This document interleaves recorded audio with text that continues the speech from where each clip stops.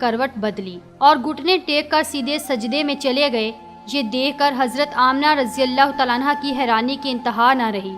پورے 15 منٹ تک حضور نبی کریم صلی اللہ علیہ وسلم سجدے میں رہے اور پھر اپنا سر اٹھا کر آسمان کی طرف انگلی سے اشارہ کیا اور ساری دنیا کو بتا دیا کہ اے لوگو، اس دنیا کو پیدا کرنے والی ذات صرف اللہ ہی کی ہے۔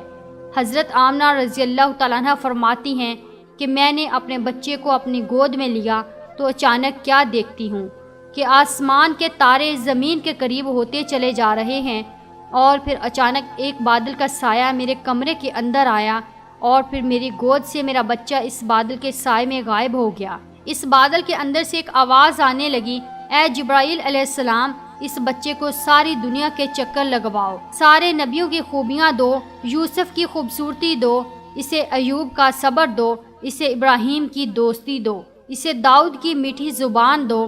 اور پھر حضرت آمنہ رضی اللہ تعالیٰ عنہ فرماتی ہیں کہ تھوڑی دیر بعد وہ بادل کا سایہ ختم ہو گیا اور میں دیکھتی ہوں کہ میرا بچہ میری گود میں لیٹا ہوا تھا۔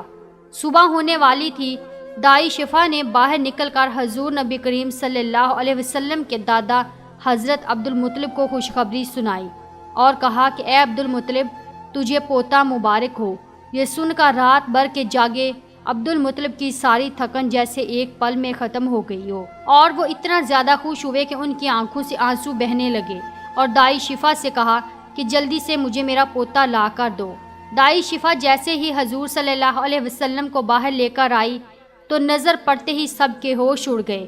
اس قدر خوبصورت بچہ آمنہ کے گھر میں پیدا ہوا ہے۔ سارے چچا بھی اپنے بھتیجے کو دیکھ کر بہت زیادہ خوش ہوئے، یہاں تک کہ جب ابو لہب کی باندی صوبیہ نے جا کر ابو لہب کو خوشخبری سنائی کہ اے ابو لہب، تجھے بھتیجا مبارک ہو، یہ سن کر ابو لہب اتنا خوش ہوا کہ اس نے اپنی باندی صوبیہ سے کہا، جا، میں نے تجھے بھتیجے کی خوشی میں آزاد کر دیا۔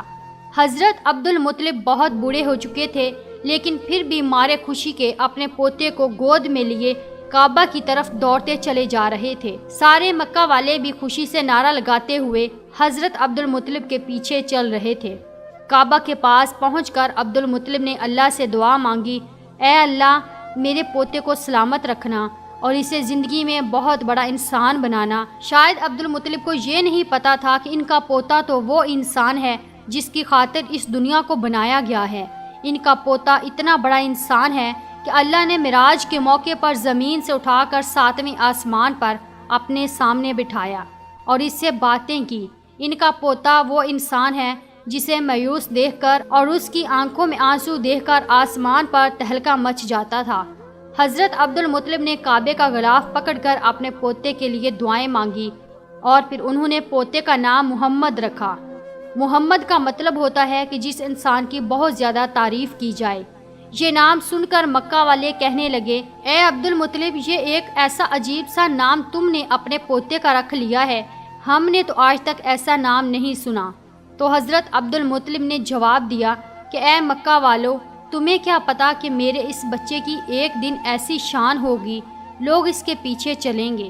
ایک بار حضور اکرم صلی اللہ علیہ وسلم مدینے میں اپنے صحابہ کرام کے ساتھ بیٹھے ہوئے تھے تو حضور کریم صلی اللہ علیہ وسلم کے چچا حضرت عباس نے فرمایا، اے اللہ کے رسول، مجھے بچپن ہی میں معلوم ہو گیا تھا کہ آپ بڑے ہو کر کوئی بہت بڑے انسان بنو گے۔ حضور صلی اللہ علیہ وسلم نے پوچھا، اے چچا جان، آپ کو کیسے پتا؟ تو حضرت عباس رضی اللہ تعالیٰ عنہ نے فرمایا،